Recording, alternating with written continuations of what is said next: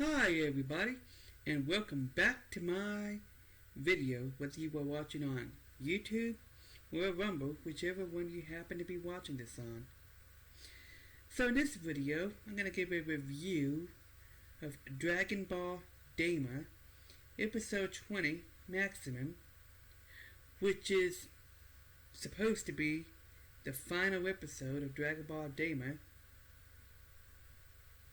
Okay, I don't know if that's eventually going to change, or you never know. Although there was some people who believe that it might continue at some point, I don't know. But this is supposedly going to be the last episode. I'm hearing different things, so I guess time will tell if it actually remains the last episode, or if they decide to continue it, or what. So, anyways, I had notes on my phone. Wow. Of course you all knew that with the last episode, something big is going to happen. So, this episode picks up where the previous one left off. So, at the end of the previous one, Goku had just powered up to Super Saiyan 4. That's where the episode left off. Then Goku begins to fight Gomah. So far, he seems to be winning, but Gomah is still hard to beat. And again, I have notes on my phone. That's what I'm reading. These notes will be in the description of this video. Goku and Gomah then engage in a beam struggle. That's what I'm going to call it. Like Goku's like Kamehameha versus whatever energy beam that Gomah is throwing.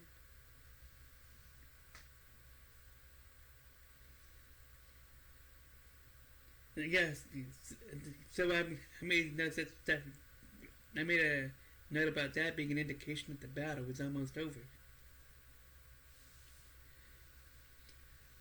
And then the Kamehameha wave, then Goku's Kamehameha wave overtakes Gomah's, and then it goes right through Gomah. So, yeah.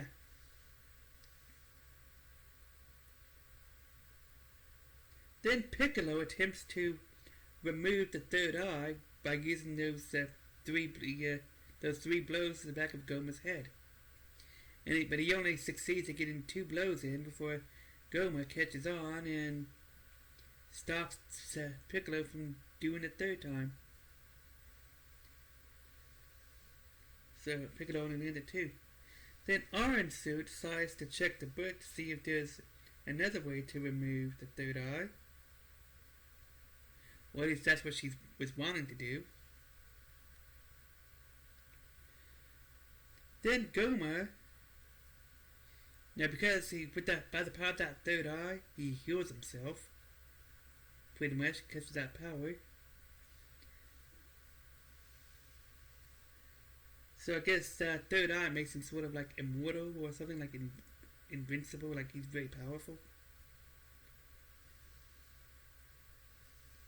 Then Majin Ku manages to get 3 blows to the back of Gomah's head and knocks out the third eye. So Majin Ku uses that book, and he manages to get behind Gomah and get 3 blows in. And it was a surprise attack, so that's how they got that third eye out.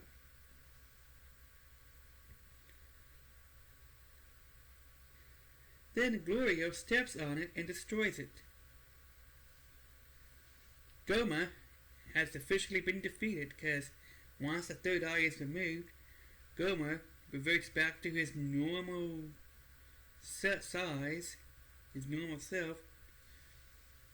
So, yeah.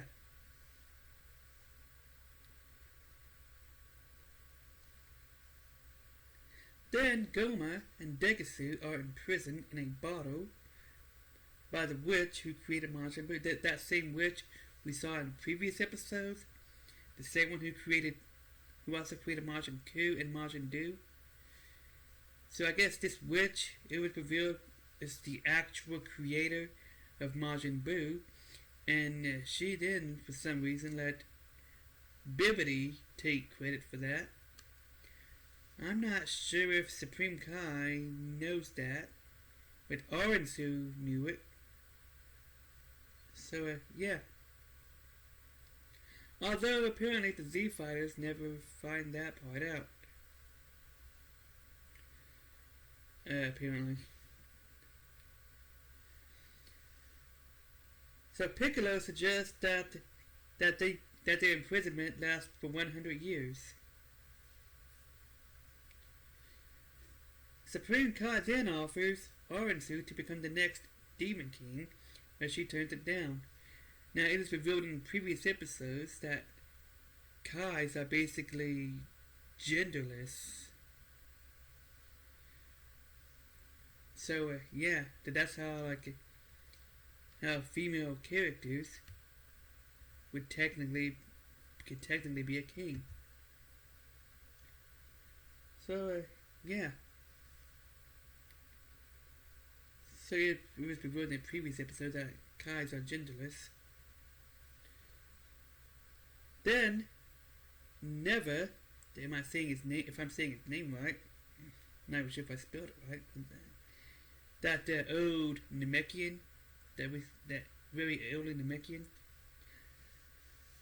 he reveals that whoever defeats the current Supreme Demon King becomes the next one. Then Majin Ku becomes the next Supreme Demon King. He then makes Arinsu the Vice Supreme Demon King, and the rest of Goku's new friends in the Demon World also become part of Majin Ku's cabinet. So I think that's pretty interesting right there. That's an interesting plot twist, since he's the one who actually defeated Gomah. And knocking out that third eye was the only way to defeat him. And I'm guessing that weakness right there is why Deborah never used that third eye. It has to be. Otherwise it wouldn't make any sense that he got rid of it instead of using it for himself. Especially if he wanted to overthrow his father to become Demon King.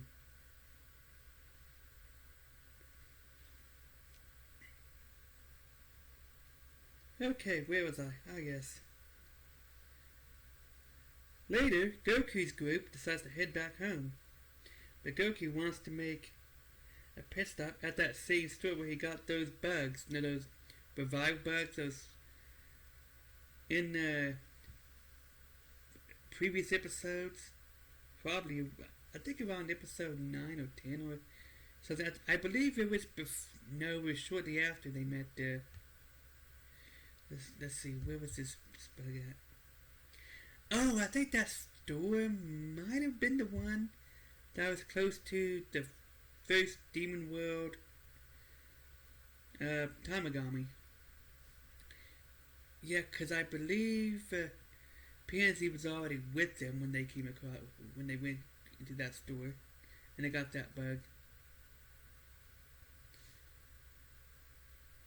So yeah, either that or it's that story from another episode from before they met Panzy. In fact, I think they would have met Panzy at the end of that episode. If it's the one that I'm thinking of. I have to go back and check my notes. But nonetheless, I go back to one of that store where they got the bugs. And, everybody's sort of browsing and everything. And then Panzy discovers a jar that has 2 more of those third eyes. The same kind that Gomah had. Yeah, it had a jar with 2 more of those eyes. And there was a name for those eyes, which I can't pronounce. Don't remember exactly what it's called, but there was a name for those eyes. And yeah, it kind of creates a panic because if anyone else discovered those eyes, that third eye, they could use it to become very powerful themselves. And I think that's why there's speculation that there might be more episodes, and I don't know. And right when they find that third eye, that is where that episode ends. So it is not a bad episode. Since it was supposed to be a remake, okay, so overall, it is not a bad episode, considering how things ended up turning out. Now, I'm not sure if I'm going to do it. I think I'll go ahead and do an overall review. Look, now, this is supposed to be a remake of Dragon Ball GT. So, yeah, because of that right there, I would have liked it better if it took place after the last episode of Dragon Ball Z. Okay, and now that I think about it, I think Glorio does kind of resemble that kid in. Okay, so in one of the episodes of Dragon Ball GT, that ship that was being pulled into a star with the Dragon Ball, which later turned out that baby set a trap. They saved the kid, who later turned out to be possessed by Baby. Well, Glorio kind of looks very similar to that kid. Like, he has the same kind of hairstyle. Now, I think he has like different skin color, but that hair kind of reminds me of that. In that episode about the giant, I guess that does kind of resemble the Dragon Ball GT episode, like Pulling Teeth, which is also about a giant. So, I guess there is I can see some similarities.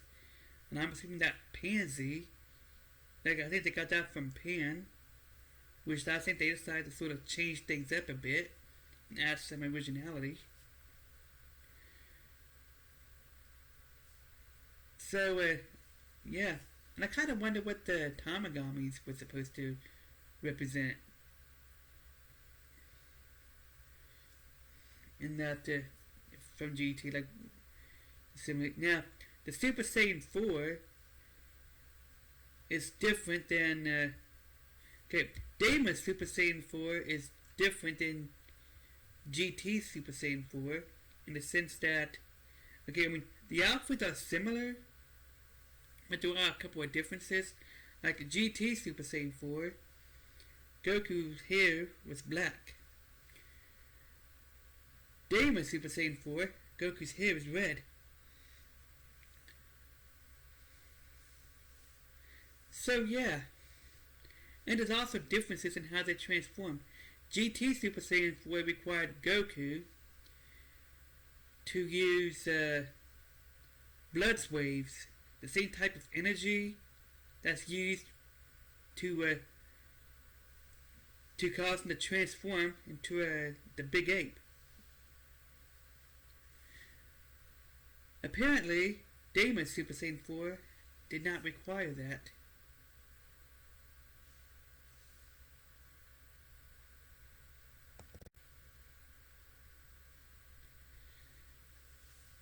So, there are some differences. And I heard that Gomah is supposed to be like a remake, based off of Jiren. So I'm not really sure.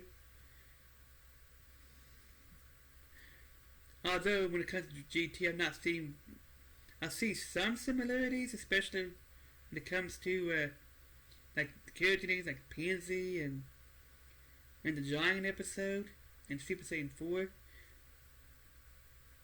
And there's a I think they pronounced John Darmeries. I'm not sure how to spell that. So, I'm not seeing anything about that, what they're supposed to be. So, I don't know. Now, overall, though,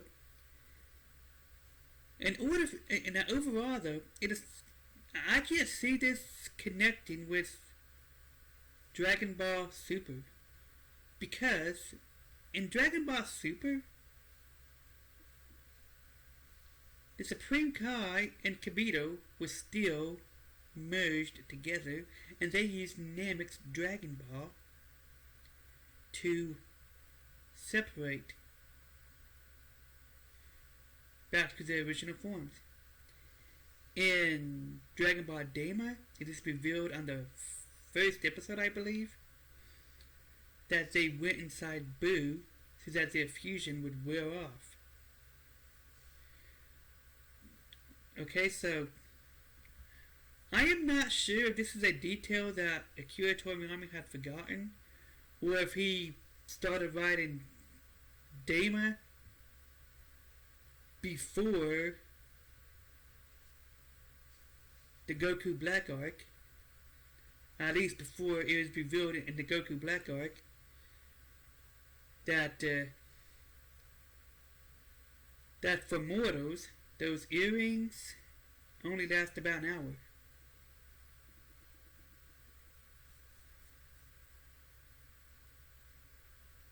Well, at least that was the explanation given. So we're having two different explanations. So in Dragon Ball Super, we hear that the earrings, when it comes to mortals, the fusion lasts an hour. In Dragon Ball Daima, they went inside Majin Buu so that the fusion would go off. Kibito Kai. In Dragon Ball Super, Kibito Kai used Namek's Dragon Ball to be restored back to their original bodies.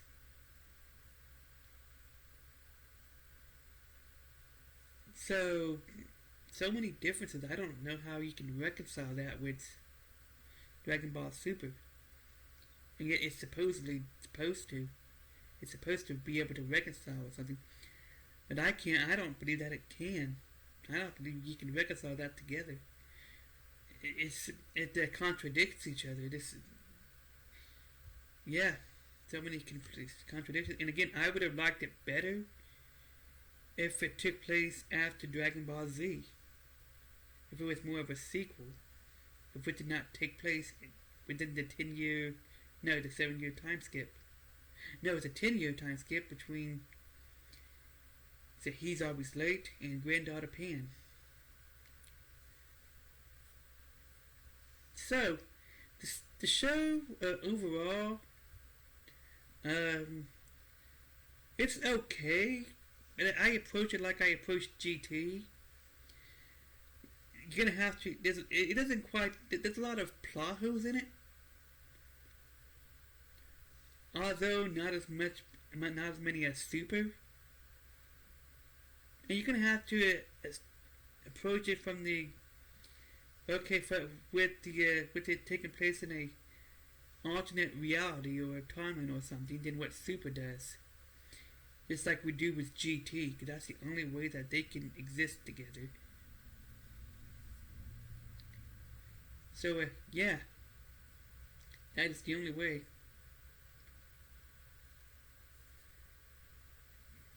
So, that is it for this video.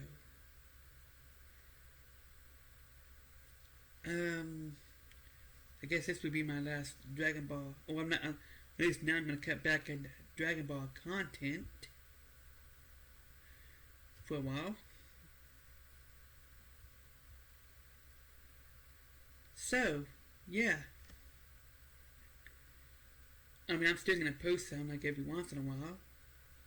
This right here, I was doing reviews of Dragon Ball Daima. And last I heard, it's supposed to only have 20 episodes. So episode 20 is supposed to be the last episode. Last I heard. So, yeah, I don't know if that's gonna change, or if they use that to sort of focus on like like Dragon Ball Super, like adding more stuff to that, or what. So, yeah, I guess now I'm gonna look forward to the eventual continuation of Dragon Ball Super. And I believe that it will happen at some point. And when that happens, I'm gonna do weekly reviews of that as well. Whenever that happens, I'm patient. I believe that they are waiting on comics. They're gonna finish some arcs in the manga, and then then when they are done with that, that might be when they will continue on the anime. Okay, there was a lot going on this time that most likely wasn't going on during Dragon Ball and Dragon Ball Z. Okay? And I believe that Akira Toriyama would have wanted the Dragon Ball Super anime to continue. So what better way to honor his memory than to continue the anime? Especially since it's my understanding that he chose the guy who's now in charge of it. Can't think of the guy's name, or I don't know if I can pronounce his name. So yeah. Well, anyways, that is it for this video. And I'm gonna cut back on Dragon Ball content for a while. I will still be posting them every now and then, but I'm not gonna cut back altogether. I will only post them more frequently when they start, like when the Dragon Ball Super anime continues. And I believe that it will at some point. And I made a video about that. Okay, it will be a matter of time before it becomes an official announcement, but I'm patient enough to give it until, I don't know, 2030. Because surely something will be done by then. We should know something by that point. Well, anyways, bye.